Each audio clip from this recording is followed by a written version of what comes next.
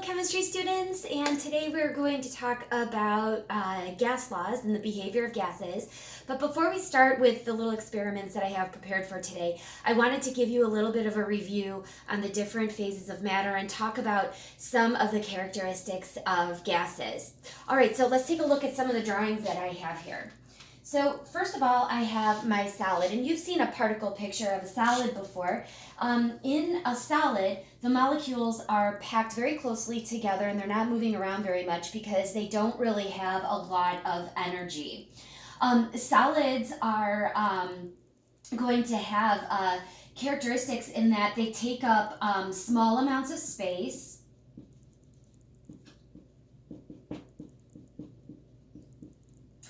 They are not compressible.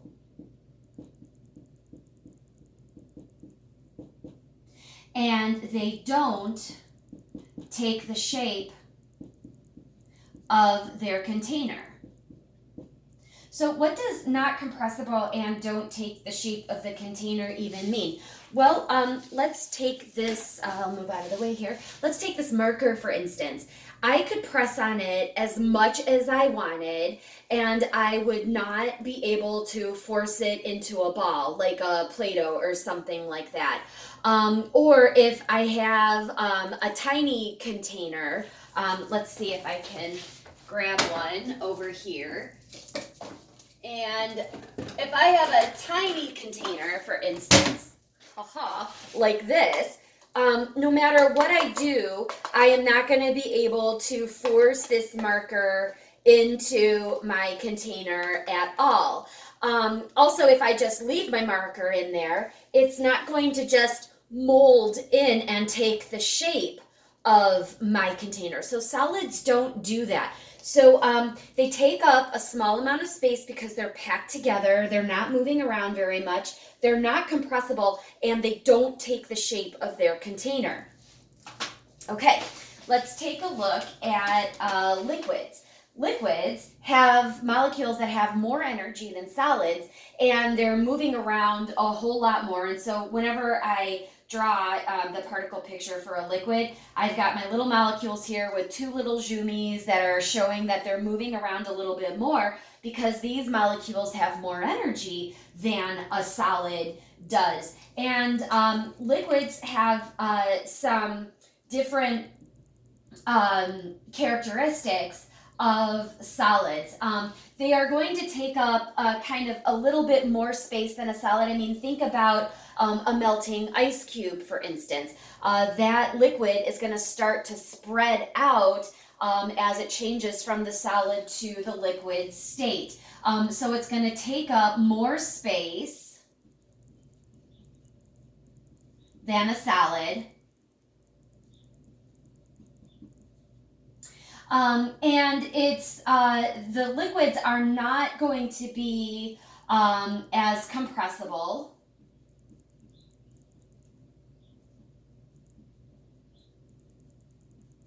as like a gas would be. But one thing that they do is they do take the shape of their container.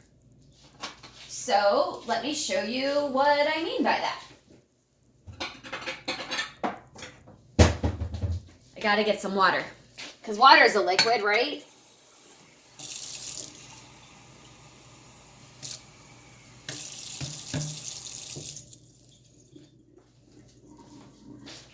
Okay, so here's my water. So if I were able to just take the water out of my little plastic dish, it would have kind of a thin round shape, maybe look kind of thick, like a thick pancake, whereas the water that's in this container would be a little bit thicker, taller, maybe not as wide. And if I took this and I poured it into, say, my wine glass that I have here, now my liquid is going to take the shape of this wine glass. So liquids are going to take the shape of their container, and that's what this means. And the reason why is because the molecules are moving around so much, they're going to be a little bit more pliable than the molecules of my solid.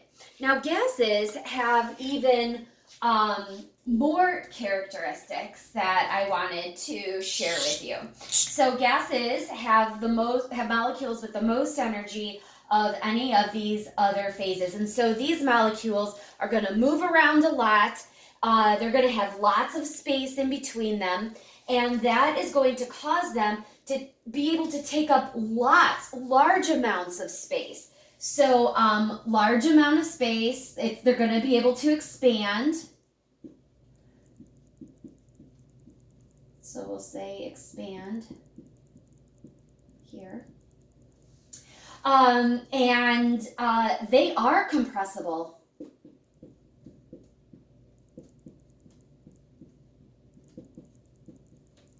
So maybe you have used spray paint in the past or even hairspray. If you look at the can, it says contents under pressure, do not heat. Because if you were to heat that, the accelerant that's found inside of that can would expand and it could cause the can to explode. So the air or the accelerant, the gas that is inside of that can is under pressure. So they've taken a lot of this accelerant, jammed it into this can, and then sealed the can.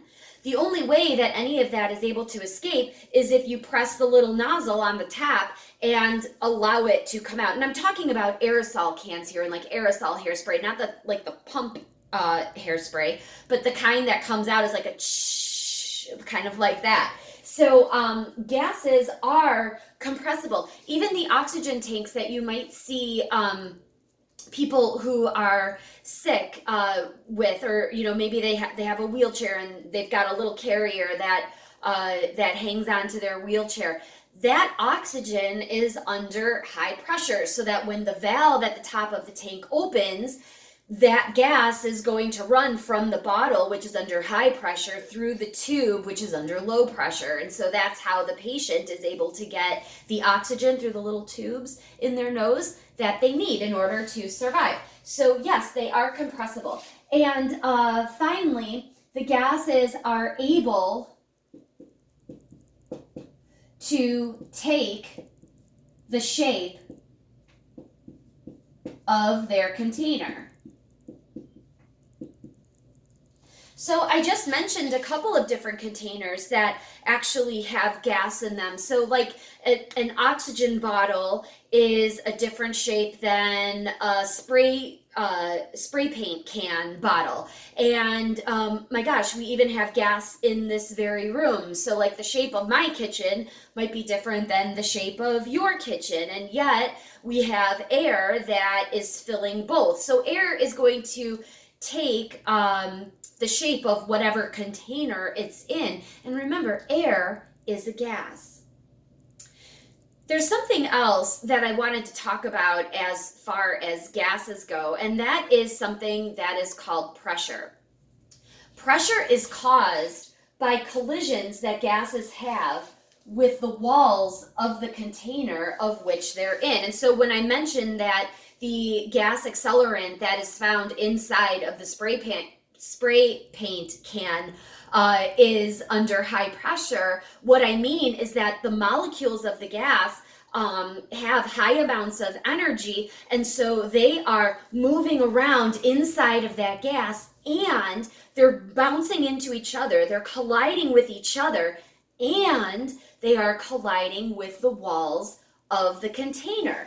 And so the collisions with the walls of the container. So remember, my gas molecules have three little zoomies because they're moving around a lot. The collisions that they have with the walls of the container are going to happen with a lot of force. And the reason why is because they are moving around at a higher rate of speed. They have more energy. And I've used this example with you guys before. I know a lot of you are working on getting your driver's license. So think about it for a second. Let's say that a car is traveling 2 miles an hour, 2 miles an hour, and it bumps into a brick wall. There's not going to be a whole lot of damage there because there's not a lot of energy in that collision for the wall or for the car to actually absorb and to take in. So there might be a tiny dent in the bumper of the car, maybe a couple of scratches. But now imagine that same scenario where a car is traveling at 20 miles an hour and it hits a brick wall. Well, now because the speed of that car was greater, the collision is going to happen with more force and with more energy, and there's going to be energy transfer into the structure of that car, causing it to crumple. And so that's an example of high pressure. So the faster that these molecules are moving, the greater the pressure that is going to be exerted on the walls of that can. Now, there are 3 different ways that we can change the pressure of a gas in a container. Number 1 way is that we can add more gas. So this should make sense. If we add more molecules to a closed container like this, the molecules are going to be more crowded, and in a more crowded scenario, you're going to have more collisions in between molecules. I mean, imagine a concert, right? If each person who is at that concert is like in the front, like in the mosh pit, the more people that you have there, the more likely you are to bump into somebody else. And it's the same thing with molecules. You crowd molecules into a can, into a closed container, they're going to bump into each other more, and more collisions, more pressure. So that's the very first way. Number 2 is you can increase the temperature that is inside of the can. And that's what I meant about that label that's on the can of the spray paint can. Contents under pressure, keep away from direct heat. Because if you increase the temperature, you're increasing the movement of these molecules, and you are increasing the amount of energy with which they collide with each other, but also with the walls of the container. And if those molecules are heated to a point where they are just blasting into the walls of the container, the seam on that can is going to burst, and kaplooey, you've got paint and projectiles probably all over the place. And so that's dangerous. And so that's why they have that warning label on the spray paint cans. The last thing that you can do is you can compress or decrease the size of the container. So if I took this container and I compressed it and I moved my the lid of my container down. So if I move my lid down here, I now have to draw 8 more molecules in my new container.